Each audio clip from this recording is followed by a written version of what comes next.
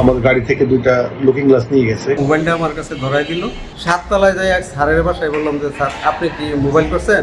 কয় না, আমি তো মোবাইল করি নাই। রাজধানীর বিভিন্ন এলাকায় ছদ্মবেশে সক্রিয় একটি সংঘবদ্ধ চক্র পরিকল্পিতভাবে চুরির ঘটনা ঘটাচ্ছে। ইন্টারনেট কিংবা সার্ভিস সেন্টারের কর্মী পরিচয়ে বাসাবাড়ির পার্কিংয়ে কৌশলে তারা প্রবেশ করে। মূলত নামিদামি ব্র্যান্ডের গাড়ির লুকিং গ্লাস চুরি করার অভিযোগ পাওয়া গেছে। এমন কিছু সিসিটিভি ফুটেজ আসে অগ্রযাত্রা প্রতিদিনের হাতে। বিস্তারিত দেখুন প্রতিবেদনে।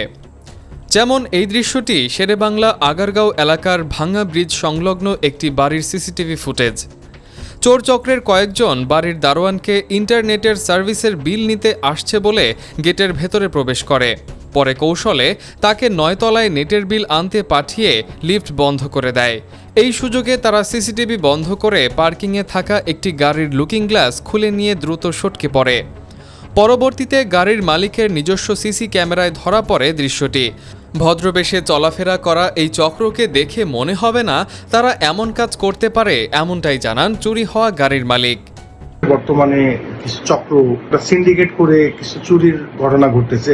আমার নিজের বাসার নিচ থেকে পার্কিং জোন থেকে দারোয়ানের সঙ্গে কথা বলে দারোয়ানকে এক প্রকার হিপনোটাইজ করে উপরে পাঠিয়ে দিয়ে আর কি লুকিং গ্লাস, আমার গাড়ি থেকে দুইটা লুকিং গ্লাস নিয়ে গেছে। এক্সপেন্সিভ লুকিং গ্লাস ছিল আর কি। তো পরবর্তীতে দেখা গেল যে সেম ঘটনা আমাদের পাশে মিরপুর রূপনগর থেকেও এই সেম ঘটনা ঘটেছে, একই ঘটনা।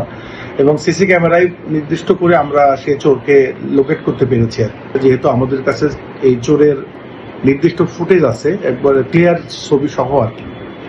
তো এটাকে মানে মিডিয়ার মাধ্যমে এনে ঊর্ধ্বতন পুলিশ কর্মকর্তাদের কাছে অনুরোধ জানাচ্ছে যে এই চোর চক্রকে ধরা হোক। রাজধানীর রূপনগর এলাকায় এই চক্রেরই আরেকটি বাড়ির গ্যারেজ থেকে গাড়ির লুকিং গ্লাস চুরির সিসিটিভি ফুটেজে দেখা যায় একই কৌশলে তাদের গাড়ির গ্লাস চুরি করতে।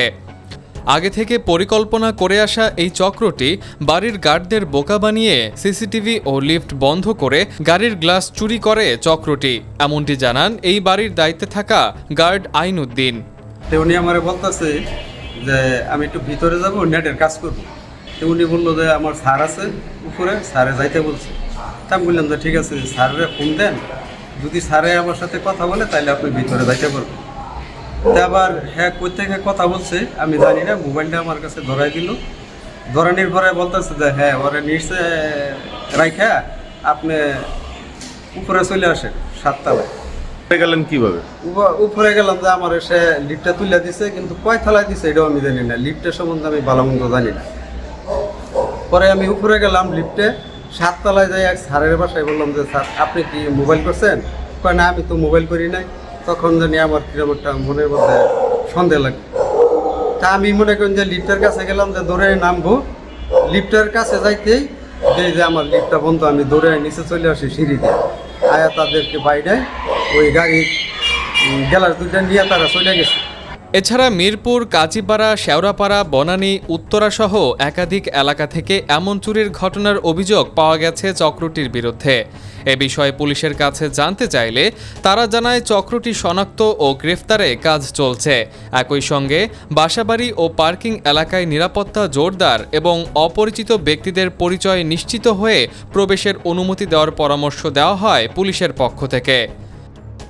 শাহ মনির, অগ্রযাত্রা প্রতিদিন, ঢাকা।